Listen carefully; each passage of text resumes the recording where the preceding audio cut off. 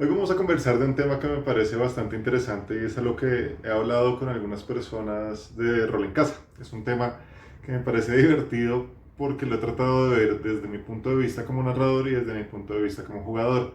Y es el tema de los narradores que tienden a hacer monólogos muy extensos y dar poco tiempo de acción para los jugadores. Hola amigos de Rol en Casa, yo soy Camilo, el máster, y este es un nuevo video de conversaciones con el máster. La idea es que ustedes comenten estos videos para que podamos tener una conversación en los comentarios y yo poder hablar de distintas temáticas que ustedes me dejan acá, que me cuentan en WhatsApp, que me cuentan en Discord, en distintas redes, para poder hacer más videos sobre este, de pronto hablar de temas y abordar temas que para ustedes sean de mucho interés.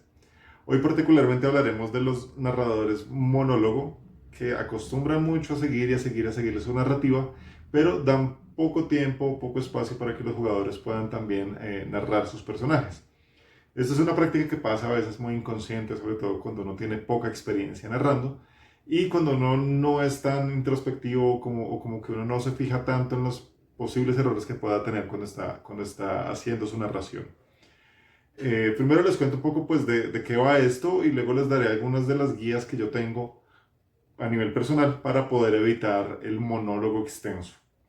Cuando uno está narrando, claramente, uno a veces tiende a tratar de contar narrativamente todo lo que hay en el escenario, todo lo que pueden ver, todo lo que está sucediendo, pero cuando uno se extiende demasiado, tiende a cortar el tiempo de acción de los personajes, el tiempo de decisión de los personajes. De igual manera, uno tampoco debería dejar que los jugadores extiendan su narración de esos personajes de tal manera que pisen el tiempo de los otros. Es decir, esta es una cuestión de manejo de tiempo constante. Es una cuestión de manejo de información, de tiempo y decir lo necesario y dar el tiempo necesario. No es tan fácil y por eso digo que a veces cuando uno es muy novato comete estos errores. El monólogo no está mal, el monólogo me refiero no cuando hay un villano y está contando su historia, y está diciendo todo lo que va a hacer. En muchas películas lo hemos podido ver que está el monólogo de este villano que cuenta todo, incluso todo su plan malévolo y se extiende diciéndolo y da mucha más información. Eso es un recurso literario, es un recurso narrativo que tenemos.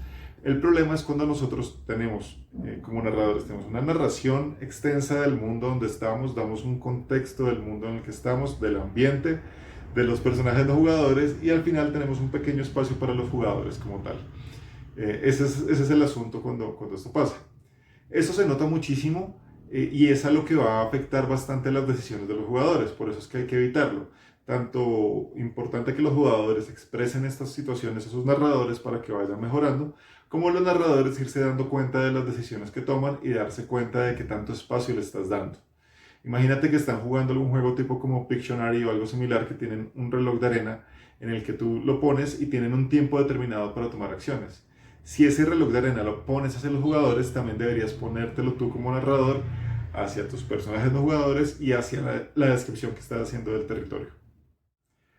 Para poder evitar esto, y digo que debería evitarse porque muchas veces esto genera un ruido un poco molesto en los jugadores, pónganse ustedes en el lugar de ellos pensando en que como narrador duraste 45 minutos de dar un preludio de una situación y luego les das a ellos 5 minutos de acción y luego te demoras 30 minutos explicando todo lo que pasó y luego les das 5 minutos de acción.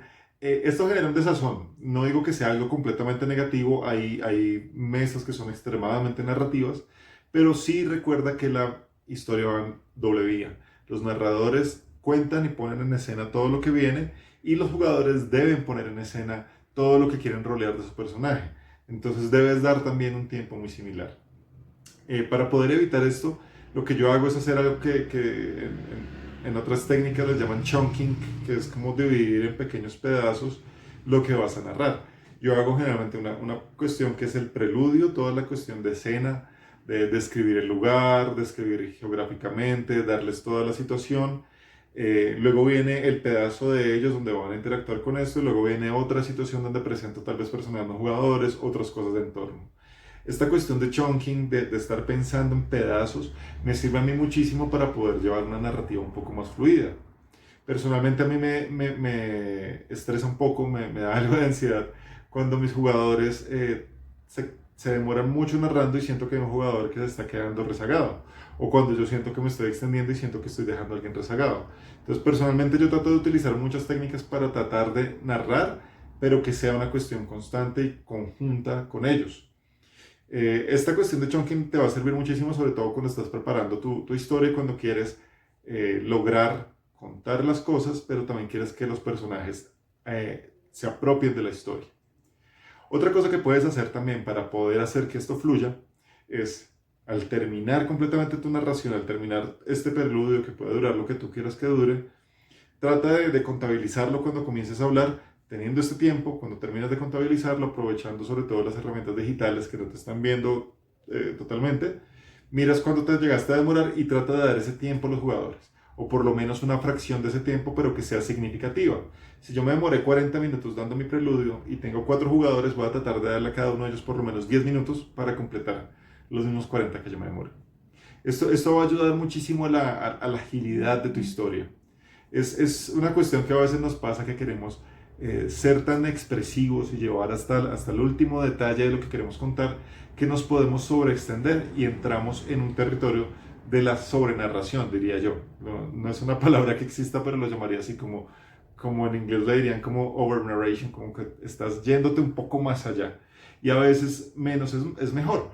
A mí me gusta mucho leer cuentos cortos, sobre todo microcuentos, porque te enseñan a quitar cosas de lo que no necesitas de tu narrativa y llevarlo hasta el centro mínimo, hasta lo que de verdad te va a construir algo que va a funcionar. Esto deberías aplicarlo también a tus historias de rol. A veces, en serio, la excesiva descripción no te va a ayudar ni te está construyendo en algo que se vuelve un ente vivo, que es la narración de rol, porque los jugadores van a tomar acciones sobre eso. Entonces, si ya te fuiste al extremo de escribir el color de la madera, el olor de la madera, la textura de la madera, lo que hay encima del escritorio, cada uno de esos papeles, cómo suena la tinta y mil cosas, pero finalmente no va a pasar nada con esto. Realmente es una narrativa que no te va a servir mucho. Claramente no puede dar un contexto y va a servir como para que todos se lleguen como al ambiente, pero demorarte 40 minutos en un sitio donde sabes que van a pasar dos segundos y se van a ir, no es tan funcional. Entonces, una tercera cosa que puedes hacer es piensa qué cosas que estás narrando son realmente importantes para la historia. Dale relevancia a esto.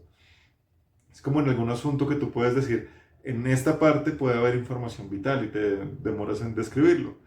Porque también recuerda que los jugadores van a interpretar cuando describes algo al detalle que es algo importante.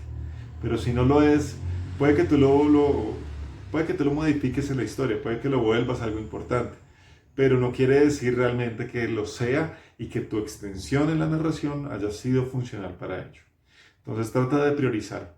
Recapitulo, yo hago chunkings, hago manejo de tiempo y hago priorización de la información de acuerdo a lo que realmente es relevante.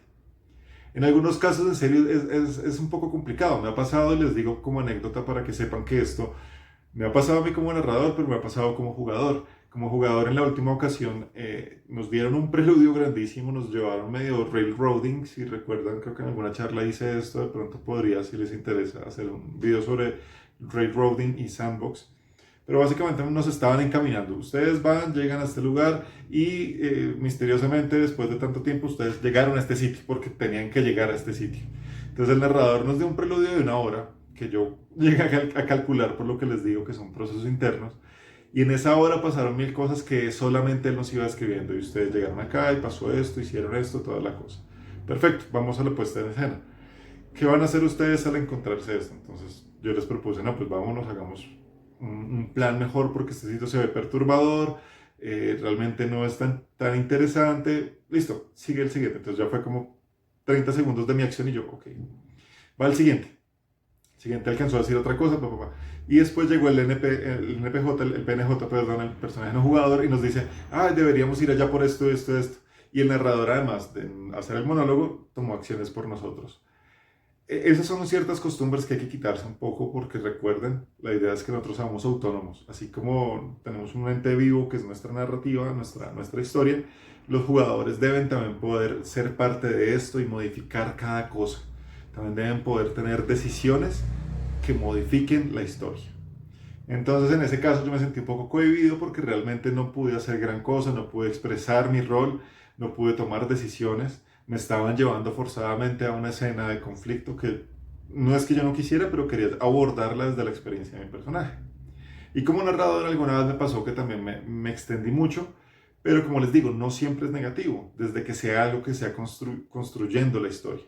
En algún momento me extendí mucho en una historia de la Máscara de la Muerte, pero fue muy chévere porque cuando caí en cuenta que me estaba sobreextendiendo, todos los jugadores me estaban mirando como atónitos, como esperando y escuchando. Y ya cuando pudieron tomar decisiones, pues fue muy chévere porque realmente pues les narré lo importante, les narré lo que era significativo, aunque me extendí. Y me extendí porque realmente me enganché tanto con lo que decía que puede pasar.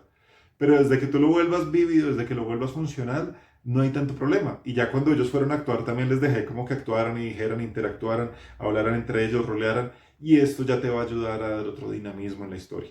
Pero si yo me hubiera terminado esta parte y los hubiera empujado un poco a las acciones, no les hubiera dado tiempo y luego otra vez me suelto otro monólogo de 40 minutos, empiezo a generar una situación un poco más negativa en ellos y una situación que no les va a permitir divertirse, que es la finalidad del rol.